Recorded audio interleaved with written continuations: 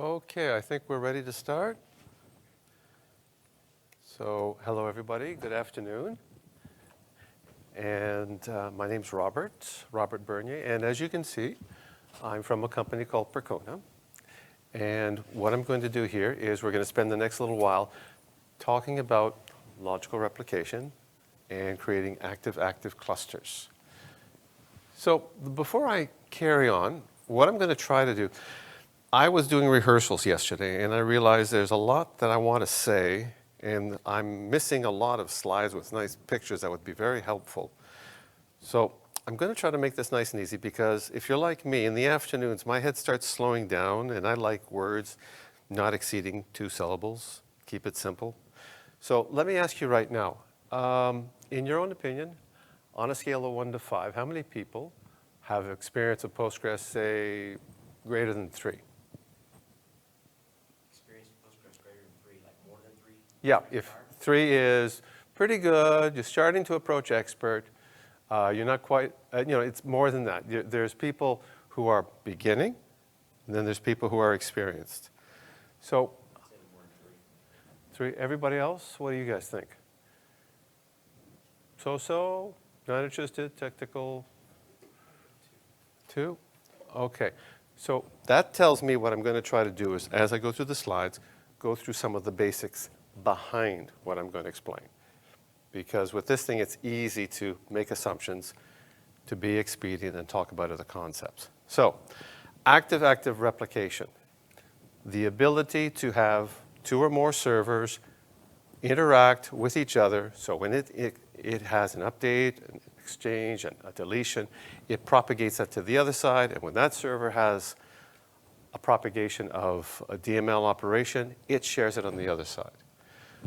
We're going to talk about how that works with Postgres now, with the latest versions of Postgres. So that's who I am. My name's Robert. I'm the senior consultant in the professional services group at Percona. And in my little group, that's where companies come and they have problems, or they have initiatives, or they have decisions. And we build things, or we solve things, or we tell them this is what to expect when you do things a certain way. Okay, so what we're going to do is I'm going to talk about active-active replication and the different ways you can build it. Now, conceptually, when you see the pictures, it's actually going to be pretty straightforward. What I'm going to show you in addition are little bash code snippets. And there are certain features, certain commands that you have to understand. There's going to be a couple of lines in these bash snippets that are conceptually complex and sophisticated. That's where we have to spend a little time and understand the ideas. So we'll talk active-active, understanding what it is. I'll give you a simple example of active-active. The other term that used to be used is master-master replication. And that term is sort of not being used as much nowadays. Now we're replacing it using active-active. After that, what I'm going to show is different ways of how you connect the servers. Now, I've put in the server, in the definition on the slides, advantages and disadvantages. It's not a correct way of thinking about these servers. What you have to think about, it has certain attributes, characteristics. This is what it works, this is what it can do, this is what it can't do. You need to understand the different types because when you start scaling on a very large size, you're going to need all of these different ways because you're going to run into limitations on each particular configuration. Now, all of this work is based on Postgres version 16. Certain concepts as of 16 are now capable of doing it. And also on working with certain contracts with certain clients. And I think now I can basically say one of them was with OpenAI, where they were looking to scale on Azure, and they found out that Azure was a bit limiting with Postgres, and they needed an alternate way of doing it on how to work it out. This is the result of those investigations. So these are the concerns, key concerns and mitigation techniques dealing with the concerns.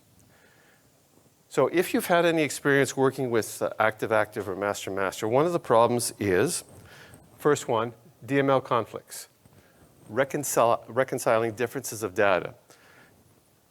To work with active-active replication, each table, each record or tuple must be unique. That means a unique identification. The traditional way in the table is you have a column that is defined as a primary key, and that in Postgres, the most common way to do it is to put a counter, a type serial text where it increments.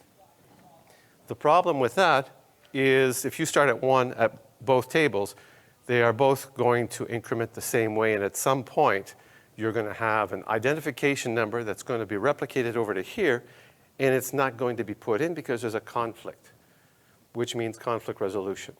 Now, there's situations to deal with that, but you have to be cognizant. You have to be aware of that issue. The other thing is what is characterized as the echo effect. You have two servers, or think of two people that are talking. This thing over here sends a record over. It's going to insert, update, delete. It's an operation.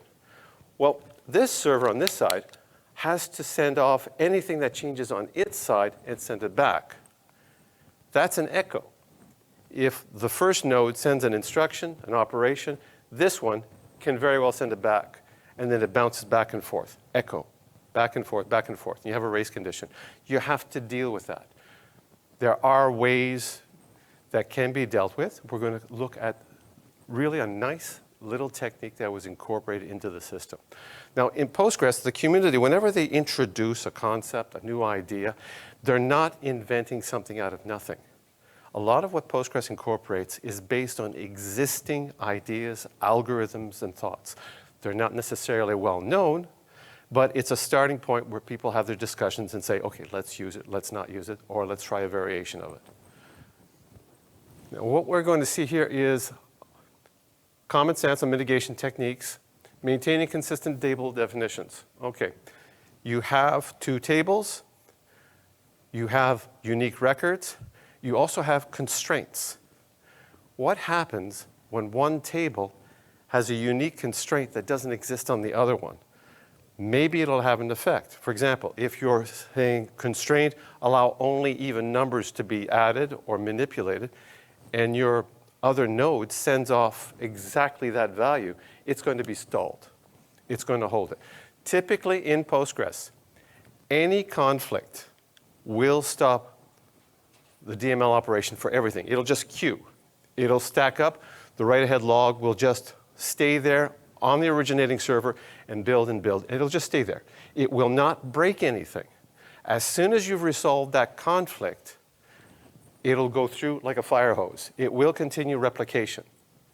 Now, time providing, I'll give you an example at the end on how you can reconcile, how you can actually deal with incidents like that. For the time being, we're just going to go through the creation of these architectures. Filtering undesired rows when creating publications. This is a cool little technique. When you use logical decoding in Postgres, it's a two-step process. Create publication, create subscription. A table is published, a table is subscribed. You create something, this picks it up. When you create a subscription, or in this case, a publication, you can say, hey, only publish the contents of this table. And you can actually use a query and filter it out. It's nice. I haven't seen it used too often, but it allows you to actually isolate and segregate a table for itself when it's going to be propagated, which makes it very useful if you were going to do analysis of a particular type of filtering. The last note, the origin parameter. This is the actual technique that Postgres uses. It's an elegant technique, and I wish I had put in more graphics to explain it better. It is the ability to identify when a record is coming from a source that was created by the node that's looking for it. And I'll try to explain it as we go on.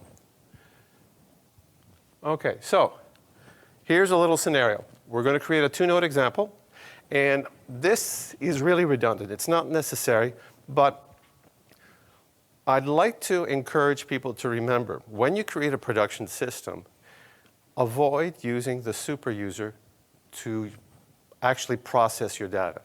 It should be limited to administrative purposes. So for normal DML operations, for this example, for this case, we're just taking the extra time of saying, let's create a user account that is specifically designed to read the data. In logical replication, it's only going to do one thing. It's going to take inserts, updates, deletes. That's it. It's not going to do anything else. In our example, we are going to create a database called DB01, and we're going to create a table called T1. The top of the line, you can see the little comment, that's PG1. Now, look at the columns. We've got 1, 2, 3, 4. We've got an ID, and notice that it's UUID. This is a cheat. This is my way of making sure that my primary key is going to always be unique. Now, back in the old days, UUIDs were considered inefficient because the CPU would take a lot of time to generate the UUID. Postgres supports actually 3 protocols, I think even 4, for generating UUIDs, so you can actually use one to fit your version of what you need. I would suggest, if you're going to prototype an environment, do it simple, use a UUID, and if you're going to be efficient with sequence IDs, sure, down the road, you can deal with it. Comments, this was used with the idea of just say, okay, this is how I know it came from this table, from this node. That's all that does. And timestamp. Now you'll notice there's one little default. It says timestamp with time zone. I encourage people to always use the time zone. Don't use timestamp by itself, because applications these days are worldwide, they're global. And these applications, they will have their own default time zones. So if you don't have a consistent policy ahead of time, you're going to have somebody's 1 a.m. in London put into a record in Quebec City at 1 a.m. Eastern time, and it's going to be very inconsistent. The default clock timestamp. I've used this when I didn't want to have times encompassing an entire transaction. If you've ever noticed, you insert multiple records inside a transaction, those multiple records will have the same timestamp. This is a little function call that actually just goes to the CPU clock and pulls out its real-time discrete. So there's, no matter how many records you've got in a single transaction, you'll have the instant different time. It's a nice, easy way to see the different records. It's a good way for me to use which record came in first, and you can see the time as it goes on. Okay, primary key. I use 2 columns, tstamp ID, and you'll notice because the user account active has been created, a grant has been given. As of Postgres version 15, if you create a user account, and it is not super user, it by default can't do anything. It can't create a table, it can't read records, it cannot do anything. You have to explicitly give it. And at this point in transition, we still have supported versions of database that are older than 15 that you can do that. So you're going to have to be very careful and not get confused. Okay, here's the secret sauce. Create a publication, create a subscription. For active, one-way replication has 1 publication, 1 subscription. Active is both have publications and subscriptions. Now imagine you have PG1 is a production server. That's where your data is. You're going to provision another server, and it's going to be active. It's going to replicate. So what you'll do is you'll create your publications, and you can do this without any problems at any point in time on your servers, and it doesn't matter. It's just a definition. It's an instruction. In this case, we are just doing 1 table, table T1. Remember, when you do logical replication, they must be the same table name. They must be in the same schema-defined path. You cannot differentiate that in Postgres at this time. It's not doable. Another thing, when you create publication, there's actually 3 ways of doing it. Create a publication, that's it. Create a publication and simultaneously list the tables that are there, comma separated. And then there's this third command. Create a publication, and it's going to include every table moving forward that you create on your system.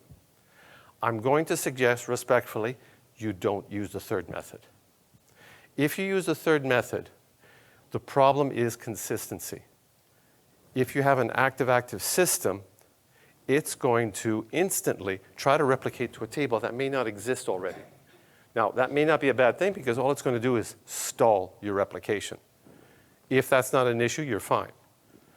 But there's another issue. You cannot remove individual tables when you use this third command.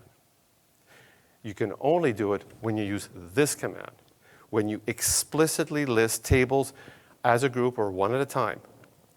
This way allows you to remove a table. And I'll give you an example.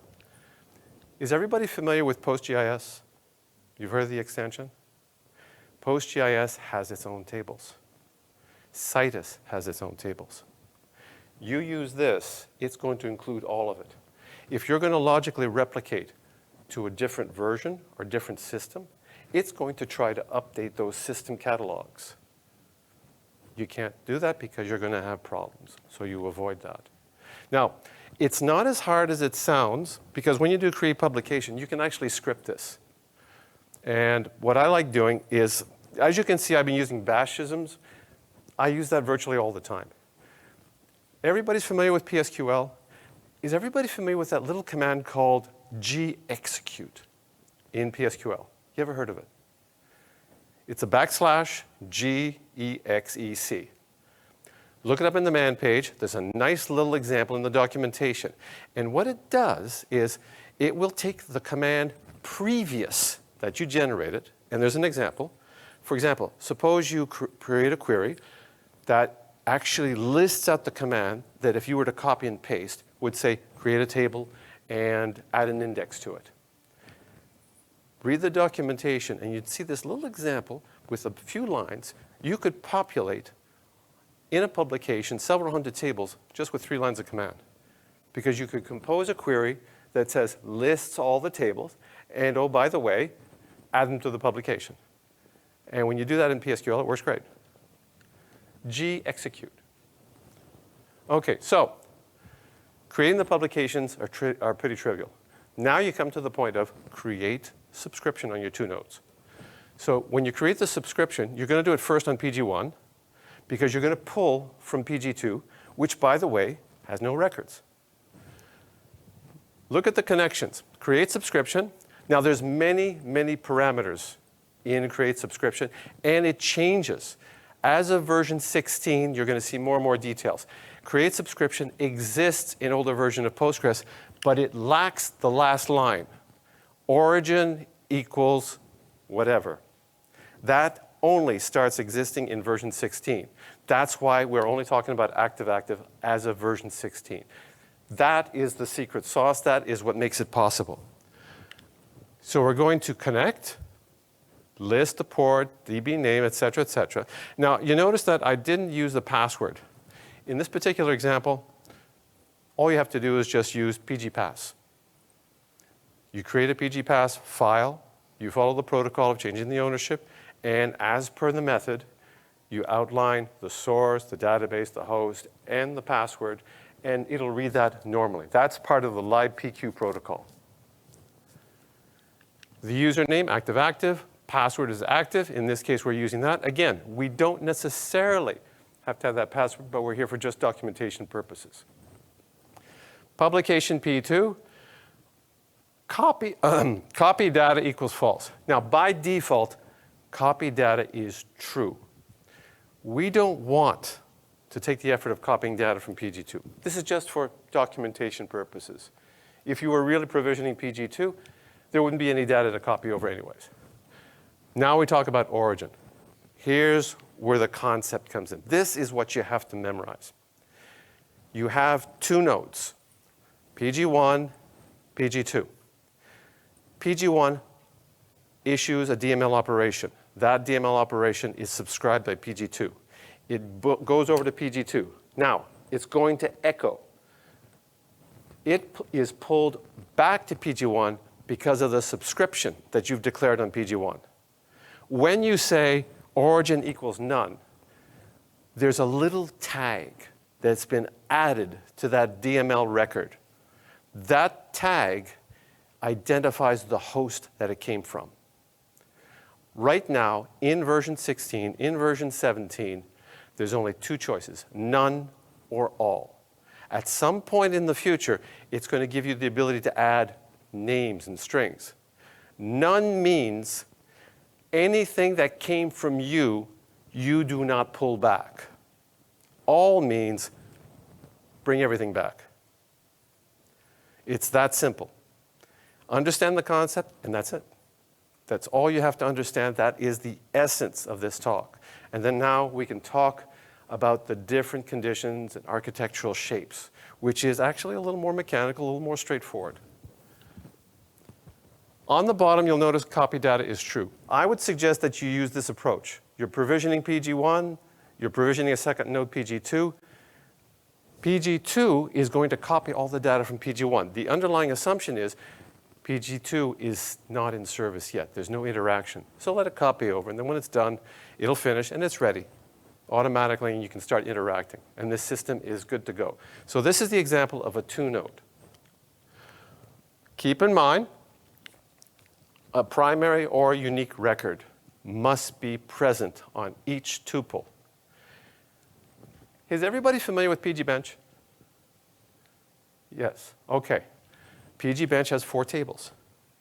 3 of those tables have primary keys. The 4th table, history, does not. You got 2 choices. Alter table, make a primary key, either add a column or define the entire row as a primary key, or you do something that's interesting. Alter table replica identity. In the alter table SQL command, you are telling the write-ahead log, you're adding a little special piece of information. It will only exist in the wall. It will never exist on the table, and it's only there for the time that it transitions from one server to the next. It makes it unique. When the subscriber reads the record, it's going to see that unique identity and says, hey, this record is unique. We're simulating a primary key. It gets put in. That's how our tuple is marked as unique. You don't need a primary key as long as you have a replica identity. So don't panic if you have a table that doesn't. But keep in mind, this is logical replication. The wall level must be logical. And every table must have every tuple defined as unique, either as a primary key or with an identity, a replica identity. OK, next, here we go. Types. Daisy chain, star, mesh. It's going to be a lot easier to understand it when we look at the drawings. A daisy chain. One connects to one, to next, to next, to next. PG1 goes to PG2, PG2 to 3, 3 to 4, 4 to 5. All of these nodes are read-write. All of these nodes can add or remove records. However, the direction, that's what you have to notice. Everything that PG1 inserts with this link, all the other nodes are going to pick up. When you go to PG2 and you insert a record or delete a record or update a record, that's going to be echoed going down from 3 onwards. And we continue and continue. Imagine also what happens when you break the chain. Now, keep in mind, I don't like using the word advantage or disadvantage. You're better saying characteristic, because you may have to consider this depending on your environment.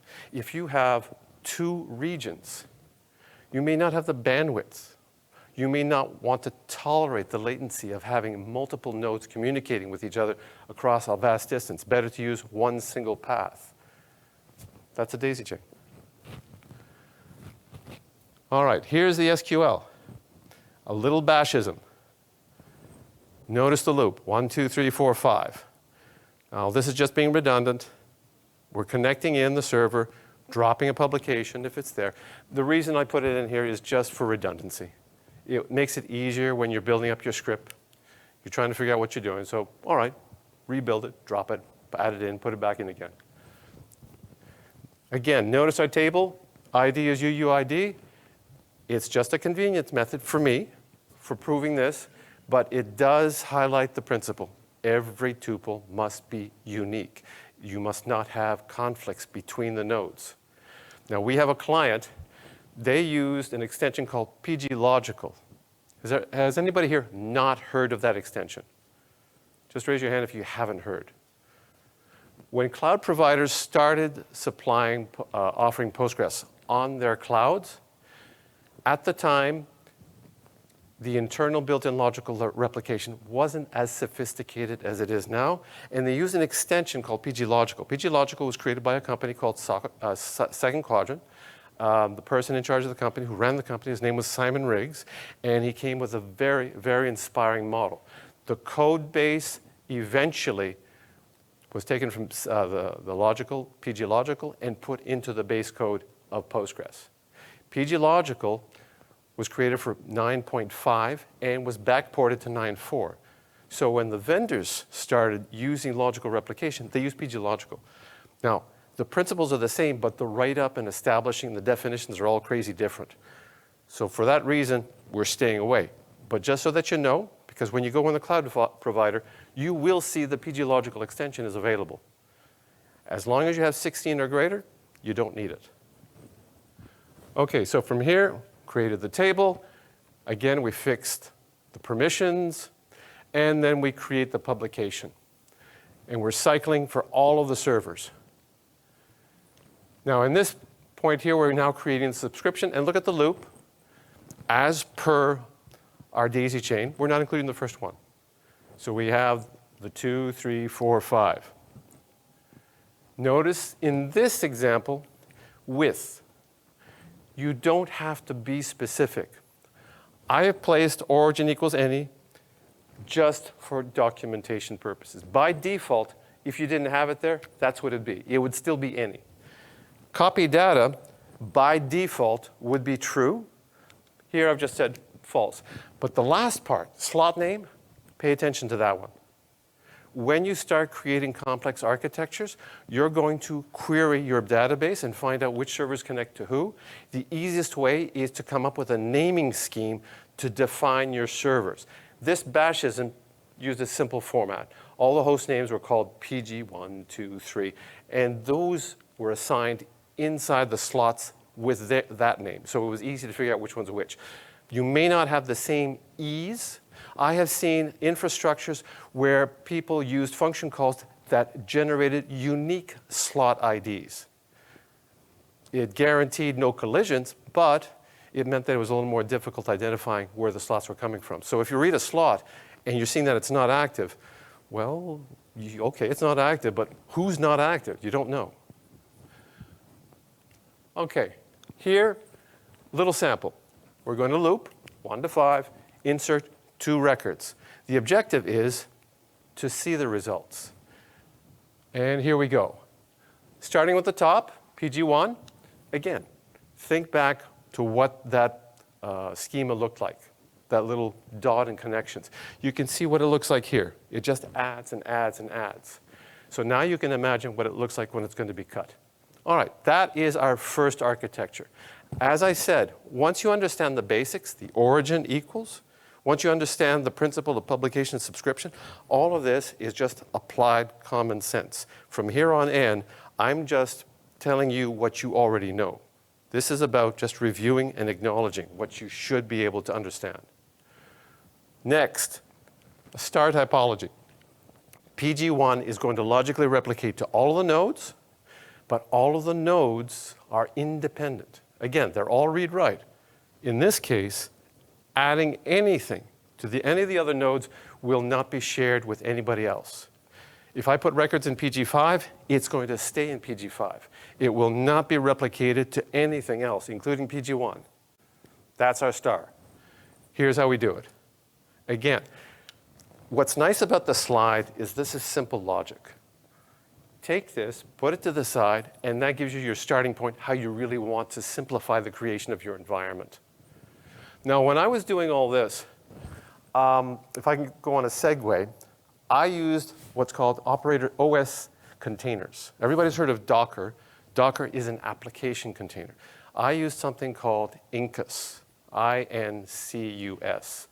It's a derivative of LXD, which in turn came from LXC, which is a project that was maintained for and with the help of Canonical, the creators of Ubuntu. Incus, to go into politics a little bit, the people who created that project created it because Ubuntu said, okay, you can no longer, we're no longer going to support you because all these other Linux distributions, of which there's about 200 of them in the repertoire, you're only going to be allowed to use our versions of Ubuntu. So they said, no. They forked the project within a couple of weeks. Incus has now about 200 to 300 different images of Linux, everything from every version of Linux that you've ever heard of, going back 10, 15 years. So you can test in incredible amounts of containers. I use that to script and create these containers. I created a template, then I just did a little bash script and used that for my testing. It's great what you can create on a single workstation. Okay, so we create, we add our subscriptions. Again, look at the cycle. Only nodes 2, 3, 4, 5. We're creating it. Again, the real critical part is the slot name. In my examples, for the most part, I just said, don't copy the data. It doesn't matter. That's up to you. Just remember, when you subscribe, you are going to, by default, pull in the data from the other nodes. That is your decision. But once the subscription is complete, individual DML operations are in effect. Remember the slot name, and you're going to have to remember also, if the slot already exists on the server that you're subscribing from, the create subscription will fail. So you either add another option, don't create, which is in the create subscription command. You look up the references, you'll see it there. Or you take the time to go to the publication, drop the slot, and allow the subscription to rebuild it automatically.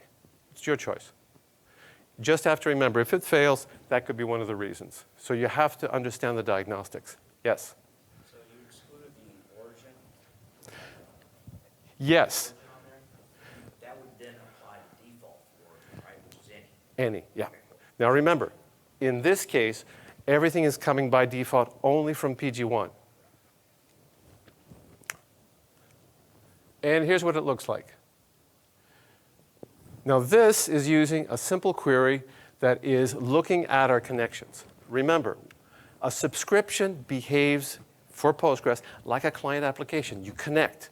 Well, you need the host name, you need the user, you need the password. That's all listed. We are querying PG1 when we see these slots. In this configuration, all the slots occur on one server, PG1.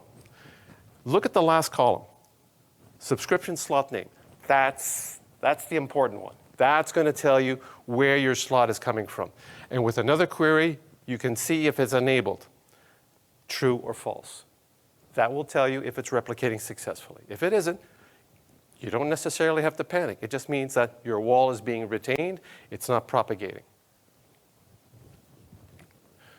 OK, we insert our records. Again, same thing. Let's put in 2 records. We're going through all nodes. We're now going to query them, see the nodes, and here's what we see. And you can see here, again, we only put in 2 records on PG1. Those 2 records exist on every node, and on every other node, we added 2 unique records, but it only exists on that respective node. Again, this is all common sense, but it helps when we take the time to walk through it because you just get it in your head. You clear it through. The mesh. This is what everybody thinks of when they think of active-active. When everything talks to everybody. This is not a scene from some magical show. This is not a pentagram. OK. We are working with pairs. all communications by slots are by default one way, which means when you do active-active, each node is paired with another node. So that's what we're doing here. Here's the code. Again, these little snippets, examples, at the end, I'm going to show you the GitHub where you can copy the slides. It's just easy. When you have an example, it's so much easier to figure out how you're going to create your own nodes. So you're dropping the publication, you're dropping the table, you're creating it, you create your publication. Again, we're working with one simple table. You're going to decide ahead of time the collection. We create our subscription. Notice it's a double iteration. Now, look at the line where it says if. This simple algorithm eventually is going to cross over and say, okay, node 1, you're going to publicize and you're going to subscribe to yourself. That little if is just going to negate that. Origin is equal to none. That is where you have to remember.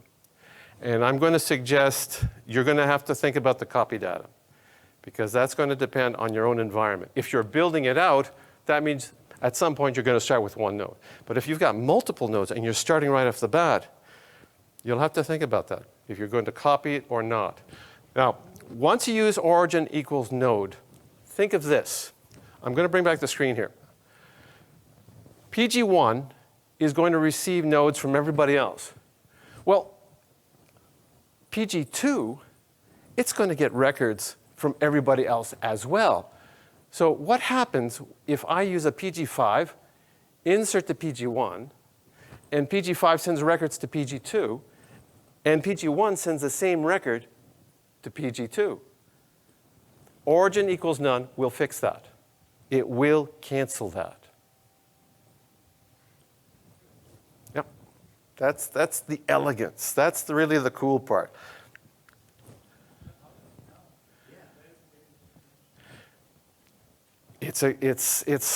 Look, it's late in the afternoon. My head is slowing down. What I can say is the origin equals none makes it possible to uniquely identify anything so that it doesn't come forward. Once it sees that a record comes in, it cannot be echoed again. So basically, a change on 5 has a unique ID to that particular change. Yeah. It goes over to 2. When 2 sees it coming from 1, it doesn't say, oh, this is unique because it came from 1. It says, no, this is the same thing I got from 5. Is that what you're saying? That's what I'm saying. Mess. That's crazy. Yeah. Yeah, it's an elegant, crazy thing. Now, before 16 came out, Simon had developed what was called bidirectional replication. The APIs had existed in Postgres to do this, but you had to write out the logic manually. And in bidirectional replication, his version that he sold as a commercial product, he built in the logic already. So he handled this stuff. When 16 came along, they used up this little interesting concept which simplified the whole exercise. Now, you don't have to believe me. Get the PDF, copy the code, try it out. So we do it again. We insert our records, 2 records each. We pull them out. Take a look at the result. Now here I wasn't able to do all 5, but look at the numbers. PG1, 10 rows. PG2, 10 rows. PG3, 10 rows. If you've really got good eyes, you can even see the UUIDs, they're exactly the same. Now keep in mind, there's an easy way to find out if your replication is working properly or not. All subscribed nodes will error to the logs. If there's a problem, you're going to see it. All you have to do is cat the logs. The moment you see the errors, you'll know something's up. Okay, so this is the only place where I'm actually saying advantages and disadvantages. So this is the realistic way that you're going to consider. There is, however, a disadvantage. The complexity, network overhead. What does that mean? Well, take a look at this slide. Look at the number of slots that are being created. Look at number 6. It's a geometric progression. It jumped by 10. 30 connections you need for 6 nodes. Everything. It's going to be resource usage. This is why Azure, with its current implementation of Postgres, is kind of having problems. Because they had, for every individual node that you create, a background process. And that background process took up the resources. It used socket connections. It used conventional Postgres approaches. AWS, they don't. They just ripped out the code and they wrote in their own. They had some really smart people to do it, and they created the back end to write differently so that it wouldn't have this kind of need. It actually used a quorum instead of checkpoints. But Microsoft, in catching up, used the conventional approach, and they wanted to assure consistency. The only way you can do that is synchronous replication, and if you're using 100% Postgres solution, you're talking about a slot. So Azure will shoot you in the foot because it'll slow you down, and there's a 5-node limit. It's in the documentation. So what's the solution? The Christmas tree. You're going to take the examples from all the previous nodes, and you're going to consider how to do it. Now, in this example, we're using mesh, PG 1, 2, 3, 4, 5, but look at PG 3. We've broken that down. I've just given a couple of names to give you a reason why it would be broken down. You have a site, it's going to do analytics. It's going to break down, it's going to be used and played with. It's isolated from the others. If something breaks here, well, that is an architectural decision. That's a consideration you must make on your own. What does that mean? So these are the kinds of thinking that you have to do. And at this point in time, it all relies on that simple single option. Origin equals none. So as I like to say around Halloween and May the 4th be with you. And questions. Now, at this point in time, I'm going to suggest, if you are interested, take your camera out, take a picture of the GitHub, the slide right now.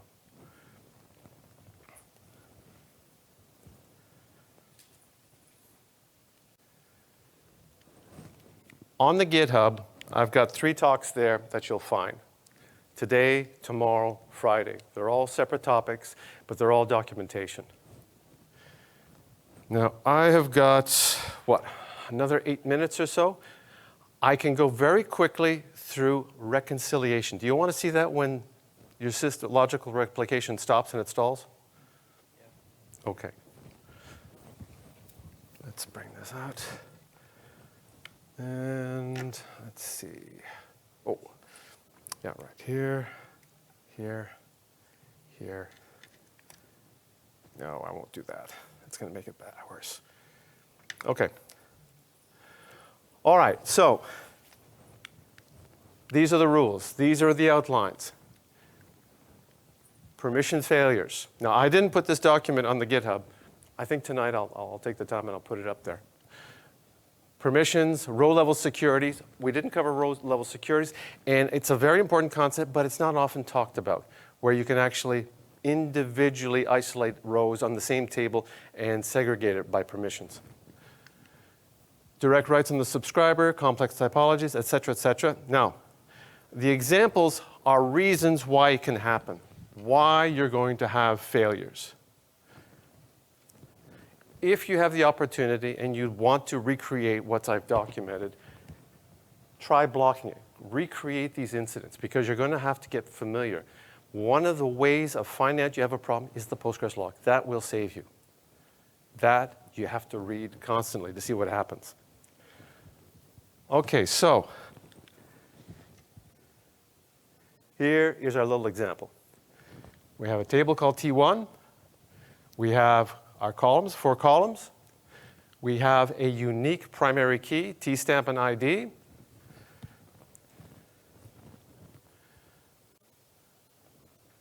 Whoops. Sorry about that. Let's see. Did I? There we go. Okay, so what we're going to do is we're going to insert 2 records. They're going to be exactly the same, and they're going to be on both nodes, which means there's going to be a conflict. We put those 2 records on one node, and then we're going to go to the other node, and we insert those very same records. The moment we do that, that's where we have our conflict. We have our blockage.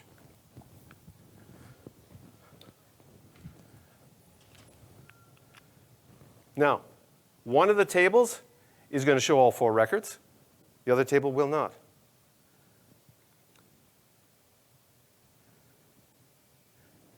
Look at the log. The log that subscribes, that picks up the record, that's the one that's going to screw up. Not the publication side. It's the one that's reading, the one that locks into the slot. And here is the solution. This particular solution is you're not going to delete the column. You're not going to change the constraint. You're going to skip over the record. Now, there is something called an LSN, a log sequence number. That is unique for every individual statement, every DML operation. What you need to do is identify the one for the record, and that's in your log. It's going to be on the subscriber side. All you need is you take that number, you go to the publication side, and you say, skip it by 1, or by 2, or by 3, whatever. And in this particular case, I cheated. I went online and I went to a hexadecimal address calculator and I said +1. And that gave me the LSN properly, and I put that in the function call. And that is PG replication slot advance. You will find that there is an entire suite of administrative function calls in Postgres. You cannot go backwards, but you can go forward. Just remember that. Once you do that, you get your record. The other record is now propagated. It's on the system. The conflicting record is now gone because you just skipped over it. But you'll have to, that's on the subscribe side. You will have to deal with it on the publication side. You still have divergence. You still have divergence, but now you can delete it. Yeah, like I said, practice. The reason you practice is just to understand conceptually. This isn't brain surgery, but it is easy to get confused. And the last thing is just a little summary on reading replication. That's it. Nothing complicated here. Little queries, things you can pull off online. Again, I'll try to make this PDF available as well tonight when I get off. And that's it. Okay.